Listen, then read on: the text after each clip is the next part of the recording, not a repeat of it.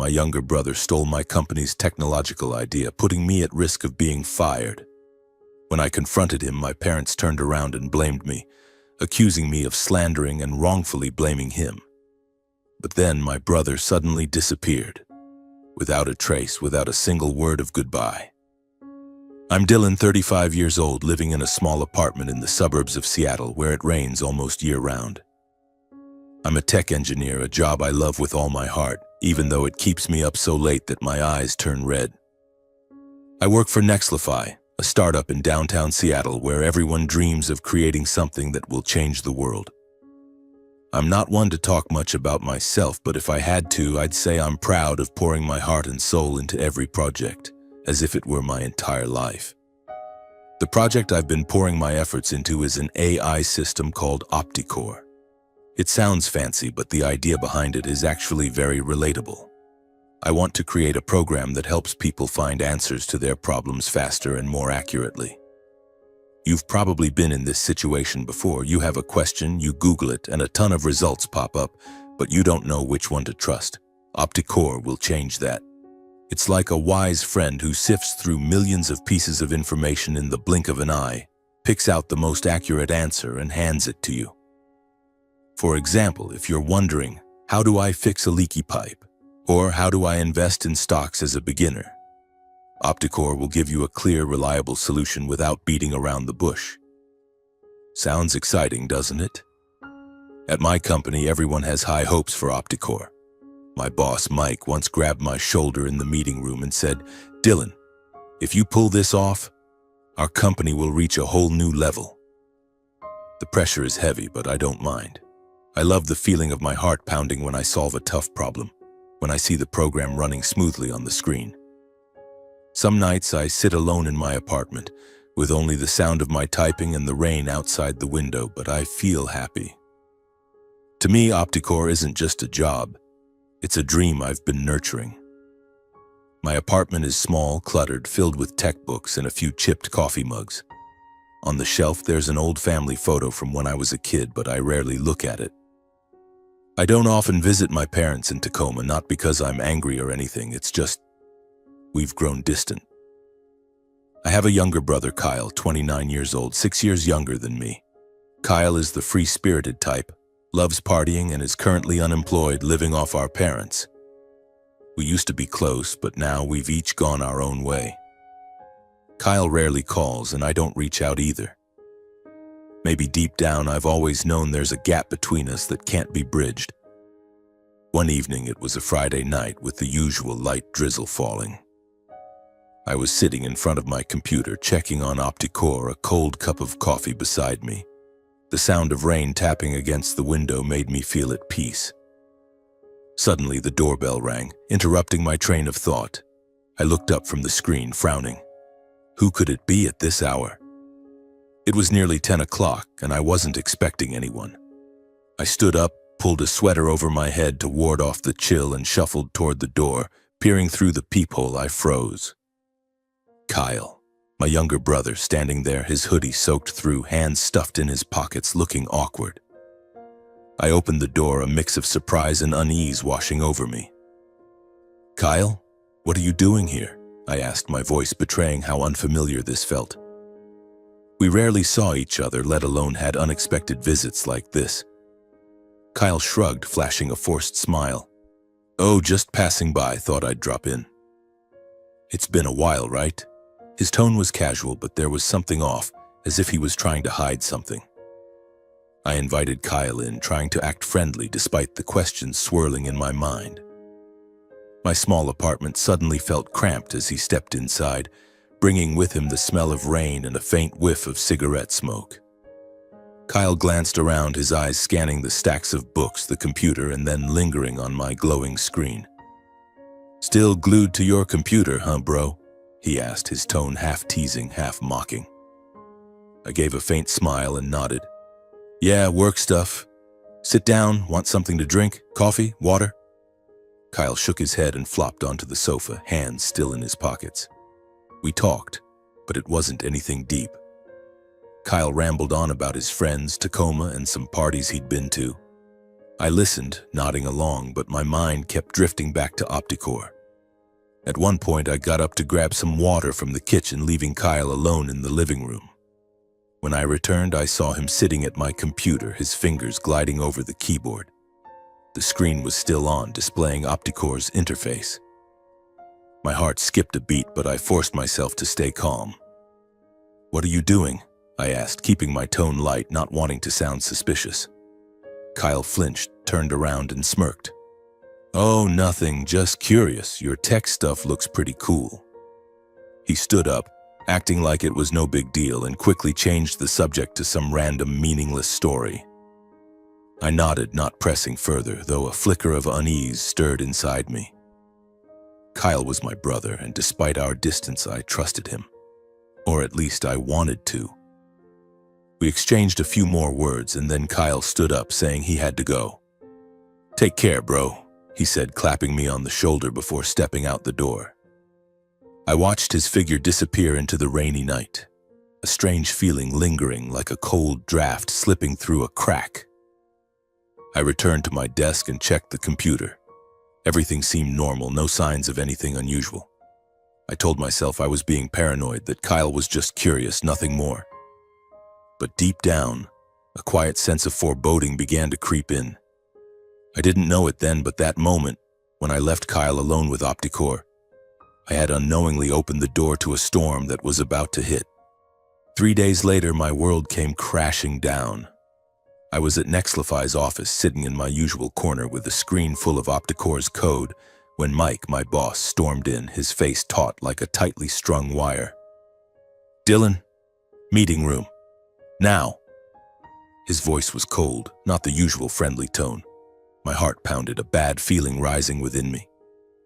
I stood up, following Mike, my mind a whirlwind. What was going on? The meeting room was small, but the atmosphere was heavy, like a weight pressing down. Mike, 2 board members, and the technical director were there, their eyes fixed on me as if I'd committed some unforgivable crime. On the large screen was the logo of TechTrend, our biggest competitor. Below it was a software interface that looked chillingly familiar. It was Opticore, or at least something identical to it, from the button layout to the color scheme. The only difference was the name, TrueSolve. They had unveiled it that morning, accompanied by a massive advertising campaign proclaiming it as the revolutionary answer-finding solution for every problem. I stood frozen, as if someone had punched me square in the chest. This can't be," I stammered. Mike looked at me, his eyes sharp as knives. "Dylan, care to explain? This is your project. This system was supposed to be confined to our servers. How did it end up with TechTrend?" I shook my head, my mouth dry. "I don't know. I swear, I didn't do anything." But my words sounded feeble, like a breeze lost in a storm. They didn't believe me. The board demanded a full system audit, tracing every access point. Mike was blunt. "Dylan, if this leak came from you, whether by accident or intent, you know the consequences." I nodded, but inside I was burning. Losing my job was the last thing on my mind. Opticore was my life's work, the product of sleepless nights, the dream I'd built day by day. How could I have let it fall into someone else's hands? That afternoon, I was temporarily suspended pending the investigation. "Go home, Dylan," Mike said, his tone softer but still distant. "We'll be in touch." I packed my things and left Nexlify in the Seattle rain, my mind blank. On the way home, I scrolled through my phone, seeing TechTrend's ads flooding social media. TrueSolve, the answers you need instantly. Each word felt like a knife twisting in my chest. Back at my apartment, I collapsed onto the sofa, staring at the computer screen still displaying Opticore's interface. A wave of helplessness washed over me, but I refused to give in. I had to find out what had happened. Then, like a bolt of lightning, the image of Kyle sitting at my computer that night flashed in my mind, his awkward smile, his evasive eyes, his fingers gliding over the keyboard. No way. Or could it be? I shook my head, trying to dismiss the thought. Kyle was my brother. Even if he was aimless, even if we were distant, he wouldn't do that. but the suspicion clung to me like the chill of the rain seeping through my clothes. I stood up, grabbing my car keys. I needed answers, and I would start with Kyle. No matter how painful it might be, I had to face the truth. The rain kept falling as I drove to Tacoma. The I-5 highway blurred in the glow of my headlights. My mind was spinning, fragmented pieces starting to come together. Kyle sitting at my computer, his forced smile, his evasive eyes. I tried to push away the thought that my own brother could betray me, but every little detail clung to me like the rain seeping through my jacket. Kyle had never cared about my work, so why was he suddenly curious about OptiCore? And why the unexpected visit after years of barely any contact? My parents' house in Tacoma was the same as ever, a modest 2-story home with a weathered wooden fence.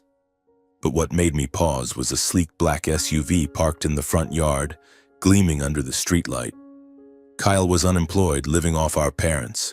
There's no way that could be his car. Could there be a guest? I knocked on the door and Mom opened it, her hair disheveled, her eyes wide with surprise. "Dylan, what are you doing here at this hour?"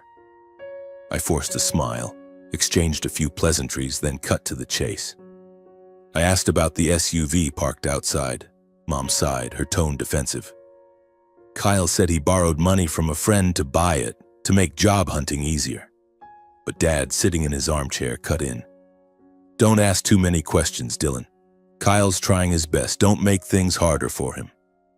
I looked at them, a chill settling in my chest. From childhood, my parents had always taken Kyle's side, no matter how much trouble he caused. I'd grown used to it, but now, with OptiCore, my life's work, stolen, their favoritism cut like a knife. "Where's Kyle, Mom? I need to talk to him." Mom frowned, her voice tinged with tension. "He's upstairs, but what's so urgent?" I didn't answer, just headed up the stairs, my heart heavy.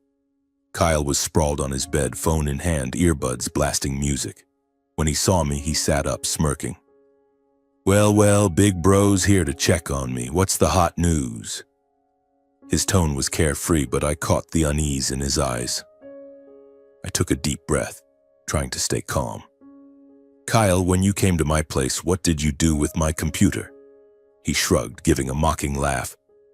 "Do? What do you mean, do? I was just curious. Your tech stuff's boring as hell." I stood there, locking eyes with Kyle, keeping my voice steady despite the fire burning inside. "Kyle, OptiCore was stolen by TechTrend. That night you were at my place. What did you do with my computer? And that SUV out there, where'd the money come from?" Kyle shot up, his face flushing, pointing at me. "What the hell are you saying? You're accusing me of stealing? I just looked at your computer. I didn't do anything. The car? I borrowed money from a friend. What's that got to do with you?" His voice grew louder, echoing through the small room. I couldn't hold back anymore and stepped closer, my voice rising too. "Kyle, don't play dumb. You're unemployed, living off Mom and Dad, and suddenly you've got cash for an SUV? TechTrend unveiled a system identical to OptiCore just 3 days after you were there. You sold it, didn't you?" Kyle backed away, but his eyes were sharp like a cornered animal. "You got proof? No? Then don't slander me. You're always like this, thinking you're the big shot while I'm just a useless nobody." Our shouting shook the staircase. Mom rushed up, Dad trailing behind, their faces filled with worry. "Dylan, Kyle, what's going on?" Mom yelled, stepping between us. I tried to explain, my voice catching. "Mom, OptiCore is my life's work. Our competitor stole it, and I think Kyle's involved." Mom turned to Kyle, her gaze softening. "Kyle, tell me, is it true?" Kyle shook his head, his voice shaky but firm. "Mom, I didn't do anything. He's framing me." Dad grabbed my shoulder, his voice low but sharp. "Dylan, that's enough. You can't accuse your brother without proof. Kyle's trying to get his life together, and you should be supporting him." Mom wrapped her arms around Kyle, patting his back like she did when he was a kid. "Dylan, you're doing big things, but don't let the pressure make you turn on your family. Kyle's your brother." I stood there watching my parents defend Kyle, my heart shattering. Growing up, I was always the independent one, while Kyle was the one who needed protection. He stole money, dropped out of school, caused trouble, but my parents always found excuses for him. I'd gotten used to it, but now, with years of my hard work stolen, their favoritism cut deeper than ever. "If my family doesn't believe me," I said, my voice breaking, "then I have nothing left to say. But I'll find the truth, even if I have to do it alone." I turned and walked down the stairs, Mom's voice calling after me, but I didn't stop. The Tacoma rain was icy, soaking through my jacket, but the pain in my heart was colder still. I knew from now on I could only rely on myself. I drove back to Seattle through the rain, my heart heavy as lead. The sound of my parents defending Kyle, his defiant glare, all of it cut into me like a blade. My small apartment greeted me with silence, but it offered no comfort. I collapsed onto the sofa, my eyes landing on the family photo on the shelf. Mom, Dad, Kyle, and me, 15 years ago when things were still simple. Or so I'd thought. Memories flooded back, vivid and painful. I was 10, Kyle was 4, a mischievous but lovable kid. I remembered the time Kyle broke Mom's favorite vase, shards of porcelain scattered across the floor. I got scolded, punished to stand in the corner even though I'd only been watching. "Kyle's still young, you need to look after him," Dad said, his voice stern. I nodded, swallowing my tears, though I couldn't understand why I had to take the blame. Later, when I was 15, Kyle stole money from Mom's purse to buy candy. Mom knew, but just ruffled his hair, saying, "Don't be naughty next time." I stood there silent, the sense of injustice growing. By the time I was in college, working part-time to pay tuition, Kyle had dropped out, partying and getting into trouble. But my parents always made excuses. "He's still young, he'll change." I never resented them, just quietly worked harder, thinking if I was good enough, successful enough, they'd notice. But they never did. I closed my eyes, trying to push those memories away, but they clung to me like Seattle's endless rain. Then, amid the chaos of my pain, a thought sparked. OptiCore, the system tech trend stole, TrueSolve, wasn't the complete version. I remembered clearly. Before Kyle's visit, I was fixing a bug in the search algorithm. It caused OptiCore to occasionally give inaccurate results, especially for complex questions. I hadn't finished patching it, so the data Kyle took would carry that flaw. I sprang up, rushing to my computer, my heart pounding. Opening OptiCore's interface, I checked the faulty code. Just as I thought, the bug was still there, and if TrueSolve was built from my data, it would have the same flaw. I tested it with a complex question. How do I invest in international stocks with little capital? And OptiCore returned a wrong answer, suggesting a fund that had gone bankrupt. If TrueSolve did the same, it would be a fatal weakness. I immediately called Sarah, my closest colleague at Nexlify. "Sarah, listen. TrueSolve might have a flaw. I need your help to check it." Sarah hesitated. "Dylan, you're suspended. If the boss finds out..." I cut her off. "Sarah, this is my only shot to save OptiCore. Do you trust me?" She sighed, then agreed. "Fine. Send me the details, but you owe me coffee." All night, Sarah and I worked remotely, analyzing TrueSolve's public test runs. As I'd predicted, it gave incorrect answers to several complex questions, mirroring OptiCore's bug. I clenched my fist, a glimmer of hope flickering inside. If I exposed this flaw, TechTrend would pay. This was the lifeline I had to grab tightly if I didn't want to drown. The next morning, I stood in front of Nexlify's building in the light drizzle, my heart a mix of determination and anxiety. I was suspended, but I couldn't just sit idly by while OptiCore, my life's work, was being exploited by TechTrend. Taking a deep breath, I walked in, ignoring the curious glances from a few colleagues. I needed to see Mike, my boss, and convince him we could turn the tables. Mike was in his office, papers scattered across his desk. When he saw me, he frowned. "Dylan, what are you doing here? I told you to stay home." I didn't beat around the bush. "Mike, TrueSolve has a flaw. It was built from OptiCore, and I know the flaw because I hadn't fixed it yet. If we expose it, TechTrend will crumble." Mike looked at me, half skeptical, half intrigued. "Are you sure? If you're wrong, the whole company's reputation is at stake." I nodded, my voice firm. I'm sure. Give me and my team a chance. We can do this. After a long pause, Mike nodded. All right, call your team in. But Dylan, if you're wrong, it's not just you. My job's on the line too. I smiled for the first time in days. Thanks, Mike. I won't let you down. I called Sarah and the tech team, 4 comrades who'd been with Opticore from the start.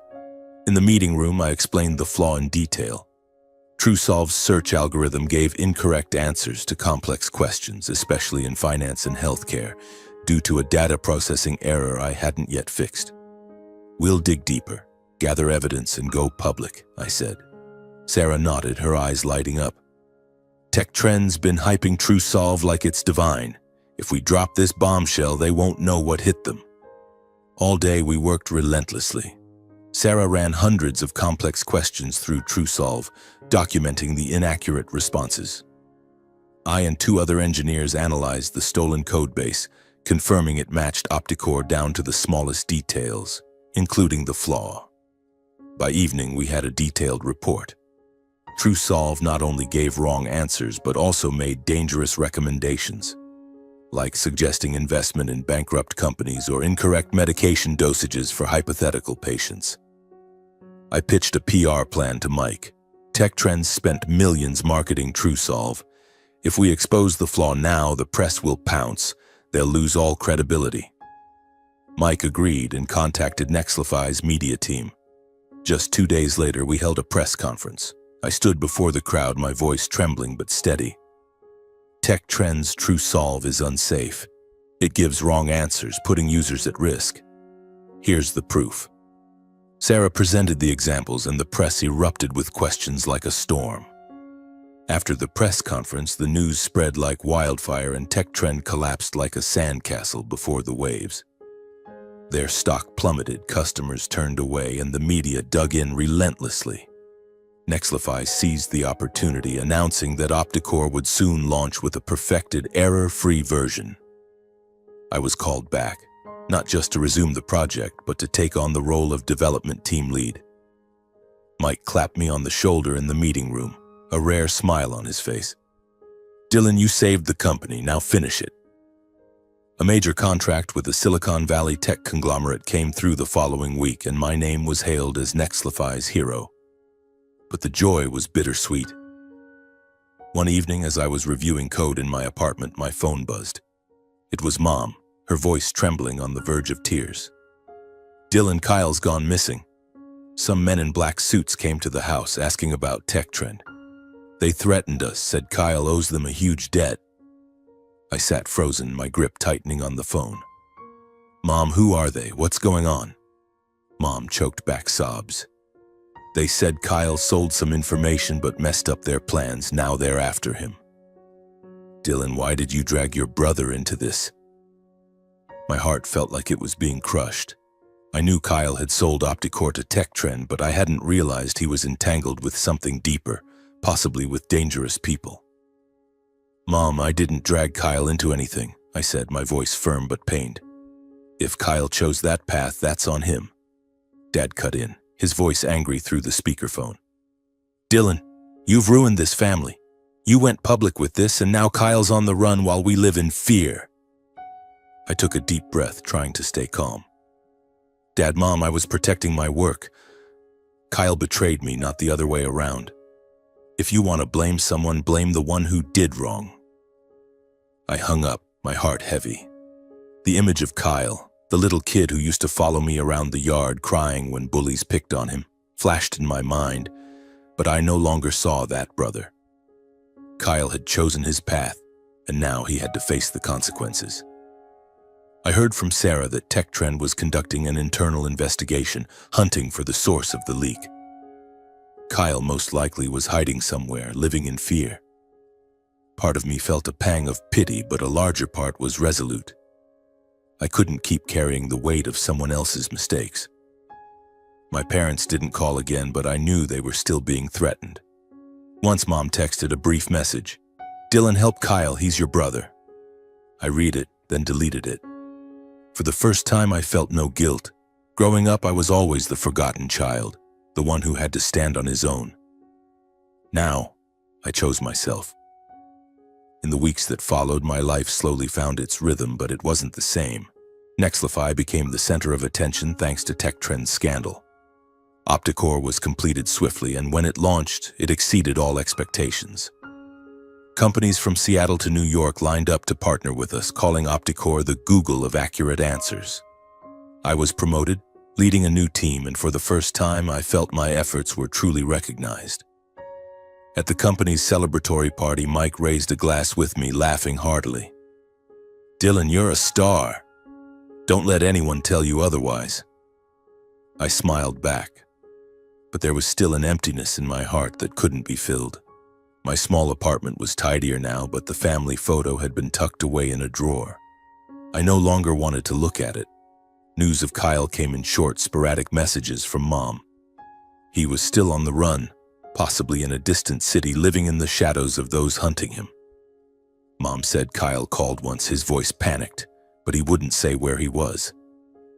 My parents lived in constant anxiety, their doors always locked, their phones buzzing with anonymous calls. They stopped reaching out to me, but I knew they still blamed me, as if I were the one who pushed Kyle down that path. I didn't explain further. Words couldn't mend what was already broken. Sitting alone in my apartment, watching the Seattle rain fall outside the window, I reflected on everything. I used to believe family was a refuge, that no matter what, blood would always bind us. But Kyle taught me that blind trust, even in family, can lead to pain. He betrayed me, not just for money, but out of selfishness and a jealousy I'd never noticed.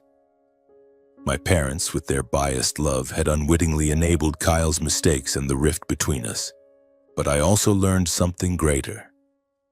Sometimes protecting yourself is necessary. I stood up, not just for Opticore, but for my self-respect. I was no longer the quiet boy who endured injustice, no longer the older brother who always gave in. I chose my own path, even if it was lonely, even if it meant cutting ties that once held me close. Now every time I open Opticore and see it helping millions find answers, I feel a sense of relief. Not because of the success, but because I know I did the right thing. The rain still falls, but I no longer feel cold. I found my own answer, to live true to myself,